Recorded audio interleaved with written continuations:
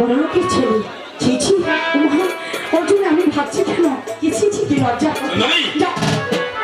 আমি এখন বলে গিয়েছিলাম অন্য আরেকদিন এসে আমি তোমার হাতে জল পান করবো, তাই তো আজ আমি এসেছি তোমার হাতে জল পান করতে। আজ আবার এসেছে জল খেতে। ছি ছি, ঠিক আছে, দাঁড়ান, আমি জল নিয়ে আসছি। দাঁড়াও, কেন? জল খাবো ঠিকই, কিন্তু তার আগে তুমি তোমার পরিচয় দাও, না। তারপর আমি তোমার হাতে জল না, পান করবো। জল খেতে এসেছে, জল খেয়ে চলে যায়। এখানে অনেক লোকজন আছে, কেউ দেখে ফেললে আমার কলঙ্ক হতে পারে। না, তোমার পরিচয় না দিলে আমি তোমার হাতে জল কিছুতেই পান করবো না।